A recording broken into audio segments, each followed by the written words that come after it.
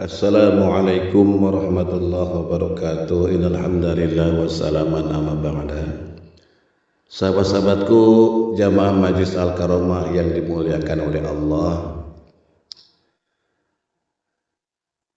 Pada zaman sekarang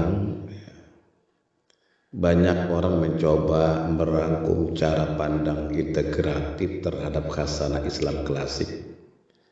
Ya, seperti syariat, tasawuf, hikmah, dan dimensi batin dipahami sebagai lapisan yang saling berkaitan. Memang dalam sejarah intelektual Islam ada banyak ulama yang menggabungkan fikih, akhlak, zikir, dan tazkiyatun nafs, bukan memisahkannya secara kaku. Namun saya perlu meluruskan beberapa hal agar tetap proporsional. Tidak semua penafsiran simbolik atau esoterik otomatis merupakan makna yang memang dimaksud oleh Al-Quran atau para nabi. Misalnya, kisah tongkat Nabi Musa dalam akidah Islam pada dasarnya dipahami sebagai mukjizat nyata atas izin Allah, bukan sekedar simbol psikologis. Dan kisah 12 mata air juga secara tafsir utama dipahami sebagai peristiwa nyata bagi Bani Israel. Ya. Panfajal minhum isna asyara itu ayatnya itu. Ya. Jadi penafsiran batin atau isyari memang ada dalam sebagian tradisi tasawuf, tetapi biasanya para ulama tetap memberi batas. Batasnya apa? Yaitu makna batin tidak boleh membatalkan makna zahir. Ya. Ini kaidah penting dalam banyak kitab tasawuf sunni klasik. Demikian juga kutipan yang dinisbatkan kepada Malik ibnu Anas tentang fikih, ya, dan tasawuf memang sangat populer di kalangan tasawuf, ya, walaupun status sanad historisnya diperdebatkan oleh sebagian peneliti. Tetapi poin yang cukup kuat dari pembicaraan yang sering terjadi adalah ilmu agama tidak hanya soal hafalan teks, adab dan penyucian hati juga penting. Dan warisan ulama klasik memang jauh lebih luas daripada yang sering dibayangkan pembaca-pembaca modern. Nah, kalau ingin membahas kitab yang lebih aman dan sangat kaya untuk pendalaman ruhani sekaligus adab ilmiah, Al-Hikam memang menarik karena padat makna, kuat dalam tauhid dan tawakal, dan banyak dipelajari lintas pesantren sampai saat ini. Sedangkan karya seperti Syamsul Ma'arif Kubro lebih cocok dipahami secara historis, ya, filologis, ya, dan dengan konteks tradisi yang matang, ya, karena memang sangat mudah disalahpahami jika dibaca lepas dari bimbingan dan konteks zamannya. Ya, ini sekedar pelurusan, ya. Jadi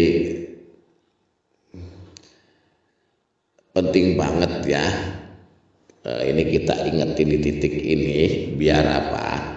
Biar kita enggak kebablasan jadi liar makna, ya. Jadi kalau boleh saya rangkum, ya, sama-sama, ya, biar kita sama-sama eling, ya. 3 rambu yang kita bicarakan tadi, dan saya sepakat penuh, Yang pertama, zohir tetap zohir, batin tidak menghapus zohir. Kisah tongkat Nabi Musa jadi ular, 12 mata air laut terbelah, ya 12 mata air laut terbelah, ya Fadrib bi asoka, ya pukul Musa, pukul dengan tongkat kamu, ya itu mukjizat nyata, ya fakta sejarah. Fakta sejarah terjadi atas izin Allah. Jadi tafsir isyarinya, tongkat sama dengan nafsu, ya ular sama dengan nafsu yang ditundukkan. Boleh sebagai ibrah, tetapi nggak boleh bilangnya peristiwanya nggak beneran terjadi, ya itu nggak boleh, ya. Jadi kaidah ulama sunni jelas, al-ibratu bi umumil lafzi la bi khususis sabab, gitu. Tapi makna batin tidak membatalkan makna lahir. Ibnu Athaillah Al-Ghazali, Ibnu Ajibah, semua pegang kaidah ini. Jadi pas saya bilang, ya simbol maksudnya lapisan tambahan, bukan pengganti, ya salah, gitu. Salah kalau kesannya ngebuang zohir, gitu. Perlu diistighfari itu, ya. Yang kedua, tidak semua takwil esoterik sama dengan maksud Quran dan Nabi. Betul ada takwil yang muktabar karena sanad dan kaidah ada yang gulung. Contoh muktabar tafsir Isyari Al-Quraisy, ya. Dia tafsir batin, tetapi tetap tulis dulu tafsir zohir Ibnu Abbas. Contoh gulu, ya ngomong sholat itu hakikatnya ingat Allah, jadi nggak perlu gerakan. Ini batalin syariat, sesat, gitu. Jadi Syamsul Ma'arif, ya, dan lain-lainnya itu dokumen sejarah intelektual, dibaca buat tahu, oh ulama dulu mikirnya gini, ya, bukan buat fatwa, ya. Jadi harus pakai kacamata filologis, ya, plus bimbingan guru. Tanpa itu gampang kesamber, gitu. Yang ketiga soal kaul Imam Malik, ya, ada sedikit tepat, ya, tentang redaksi man tasawwafa, ya. Man tasawwafa itu populer di kitab tasawuf, ya. Tapi sanadnya muqatti. Penulis, ya, peneliti seperti Dr. Abdul Hayy Al-Farnawi dan Syekh Said Ramadan Al-Buti sudah bahas itu, ya. Maknanya benar, tapi nisbatnya ke Imam Malik masih debate kasusnya, ya. Ya debate, ya. Jazakallah, ya, itu. Jadi makasih nih, ya, udah kita jadi ingat, ya. Makanya lain kali kita terus sebagaimana dinukil ulama tasawuf biar aman, gitu kan. Jadi poin kita ya tetap sama kuat. Islam itu luas, ya, fikih, akhlak, zikir, tazkiyah itu satu paket, nggak boleh dipisah kaku. Yang kedua, ilmu butuh adab dan penyucian hati, ya. Hafal Fathul Mu'in tapi hatinya dengki, ya pincang itu. Zikir 1000 kali tapi nggak ngerti wudhu, ya pincang. Yang ketiga, warisan klasik kaya banget, ada yang straight buat diamalkan, ada yang raw material buat dikaji sejarah, ya. Jadi saya setuju kalau Al-Hikam paling aman buat setar. Karena apa? Al-Hikam Ibnu Athaillah itu sangat jelas ke ulama Sunni Syadziliyah. Isinya tauhid murni, la ta'kul, ya, ya kan? La ta'kbulullah, ya, jangan atur-atur Allah, gitu di situ. Ya. Dipakai semua kalangan NU, Muhammadiyah, Salafi yang lembut, semua ngaji ini. Nggak ada wipik azimah khodam, jadi nggak bikin orang awam kejeblos, ya. Satu kalimat Al-Hikam bisa jadi bahan renungan setahun, ya. Iradatuka at-tajrid ma'a iqamatillah iyaka bil asbab minasyahwatil khafiyah, ya. Keinginanmu lepas dari sebab, padahal Allah taruh kamu di dunia sebab. Itu syahwat tersembunyi. Nah, itu kata Syekh Ibnu Athaillah. Ya, kemudian apa sikap kita ke kitab seperti Syamsul Ma'arif? Ya. Jadi baca sebagai artefak sejarah pemikiran Islam, bukan buku panduan. Ya. Kayak kita baca buku Al-Kimya, kimianya Jabir bin Hayyan. Keren buat sejarah sains. Tapi jangan bikin emas di dapur meledak gitu. Nah, jadi saya sangat berterima kasih udah ngerem, ya. Ya. Agar apa? Agar kita lebih proporsional dalam membahas ini, ya. Jadi ilmu hikmah boleh, kanuragan boleh. Ya, tapi syariat jadi komandan, zahir Quran jadi fondasi, guru mursyid jadi pembimbing. Kita sudah sepakat dari awal, bosnya tetap Allah, la haula wala quwwata illa billah, ya gitu. Yuk kita lanjut, ya. Pembahasan kitab Al-Hikam. Hikmah pertama, min alamatil i'timadi alal amal nuksun roja inda wudhu jalal. Di antara tanda orang bersandar pada amal, berkurang harapnya saat tergelincir dosa, gitu, ya. Jadi hikmah pertama Al-Hikam ini, ya, dijadikan pondasi awal orang suluk. Ya, memang sangat dalam, gitu. Jadi inti yang sangat halus di sini adalah perbedaan antara bersandar kepada amal dan bersandar kepada rahmat Allah, gitu. Secara lahir amal tetap wajib, sholat, zikir, puasa, taubat, wirid, semua tetap dijalankan. Tetapi secara batin seorang salik diajarkan agar tidak diam-diam merasa, oh aku selamat karena amalku, ya. Hati-hati. Karena kalau sandaran utamanya adalah amal pribadi, maka saat jatuh ke dalam dosa, harapannya runtuh, ia putus asa. Lalu merasa seluruh jalan ke Allah tertutup.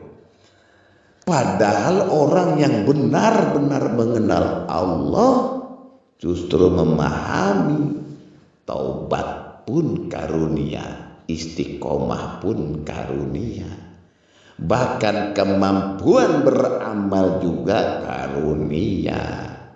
Maka ketika tergelincir, ia sedih atas dosanya, tetapi tidak putus dari rahmat Allah. Ini sangat dekat dengan ayat di dalam Al-Quran, ya. Jangan berputus asa dari rahmat Allah, gitu. Tetap ya kan, min rahmatillah, ya. Dan disinilah kedalaman tarbiyah Ibnu Athaillah. Beliau tidak menyuruh orang meninggalkan amal, tetapi membersihkan ego tersembunyi di balik amal. Kadang seseorang rajin ibadah tetapi batinnya diam-diam berkata, oh aku ahli zikir nih, oh aku ahli wirid nih, oh aku lebih serius daripada orang lain.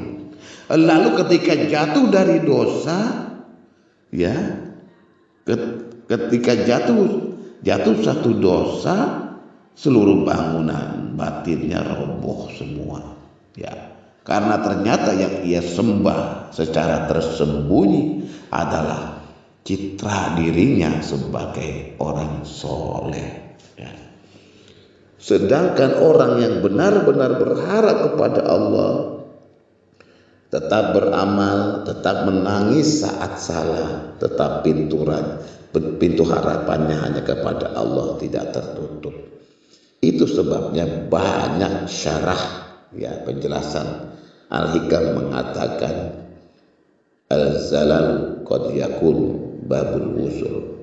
Tergelincirnya seorang hamba kadang justru menjadi pintu sampainya ia kepada Allah. Ya, jadi jika dari sana lahir tawadu, kehancuran ego dan ketergantungan total kepada rahmat Allah, ya. Allahu Akbar, ini dalam banget, ya. Ya. Ya, kita udah ngebuka sumsum hikmah pertama dengan terang. Ya, saya sendiri yang menjelaskan merinding, gitu kan. Min alamatil i'timadi 'alal amal nuqsani roja inda wujudi jalal. Ini pondasi suluk yang kalau kebalik semua amalan bisa jadi berhala. Ini pondasi suluk ini, ya. Yang kalau kebalik semua amalan bisa jadi berhala. Ya. Saya tambahin sedikit buat muatin, ya, bukan ngajarin tetapi muzakarah bareng, ya. Yang pertama, ya, bedah penyakitnya, ya, syirik hobi dalam amal. Ibnu Athaillah lagi ngulitin penyakit paling halus, ujub dan iktimad alal amal. Lahirnya orang rajin sholat malam, wirid 5.000 kali, puasa Daud. Batinnya ada ledger tak terlihat, pahala gue udah 1 juta poin, ya, surga insya Allah aman. Nah, maka pas zalal kepleset dosa, ledgernya minus, langsung error. Tuh, tabungan gua hangus nih, Allah pasti murka, udah gak ada muka ngadep Allah. Nah, itu tandanya selama ini yang disembah amalan bukan Allah, padahal warna, ya, padahal wa ma bikum min ni'matin fa min Allah, gitu. Itu surat An-Nahl ayat 53. Sholat malamnya ini pun minallah, dari Allah, ya. Jadi apa bedanya orang rojak PS orang yang iktimad adal amal, ya. Orang saat tergelincir perasaannya, orang yang bersandar kepada amal, ya, perasaannya amal gue hancur, ya, gue hamba gagal, gitu kan. Orang yang bersandar pada rahmat Allah, astagfirullah, aku zalim tapi rahmatmu lebih luas, gitu. Saat tergelincir tuh, ya, sikap, ya, saat tergelincir sikap ke Allahnya apa? Orang yang bersandar kepada amal itu malu, ngumpet, berhenti ibadah, ya, orang kapok amal ibadah. Tapi kalau orang yang bersandar kepada Allah, dia malu, nangis, langsung lari ke pintu taubat. Itu. Jadi ini, ya, gambaran saat tergelincir, ya. Orang yang bersandar kepada amal, hasilnya apa? Putus asa, futur, ya, kadang maksiat sekalian. Nah, itu Ini orang yang bersandar kepada amal. Ya, inkasar tawadu, makin kenceng taatnya. Ini orang yang bersandar kepada rahmat Allah. Gitu. Kemudian saat tergelincir orang yang bersandar kepada amal itu egonya masih hidup. Oh, aku orang baik yang lagi rusak. Wah, gitu. Beda dengan orang yang bersandar kepada rahmat, gitu egonya. Egonya mati. Oh, aku memang pendosa, tapi Tuhanku Maha Pengampun. Nah, ini ya. Makanya az-zalalu qad yakunu babal wusul. Dosa bisa jadi tiket VIP ke Allah kalau bikin ego remuk. Ya, iblis nggak pernah taubat karena nggak ngerasa salah. Gitu. Nabi Adam sekali salah langsung Rabbana dzolamna anfusana wa illam taghfir lana wa tarhamna lanakunanna minal khasirin. Itu bedanya. Itu. Yang ketiga, kenapa Ibnu Athaillah nggak nyuruh ninggalin amal? Gitu. Karena apa? Tarkul amal itu syahwat khafiyah juga. Ada orang bilang ngapain sholat, yang penting hati jindik. Ya, yang penting hatinya ini jindik, gitu kan? Ngapain sholat, yang penting hatinya baik, ini jindik. Ngapain wirid, aku sudah tawakal, ini pemalas dibungkus marifat. Ya, jalan sunni, atim syariat, syuhudul minnah. Ya, kerjain amal kayak budak. Ya, tapi di hati, ya Allah, ini semua dari Engkau ya Allah, untuk Engkau. Kalau Engkau enggak terima pun aku enggak rugi karena aku hamba. Gitu.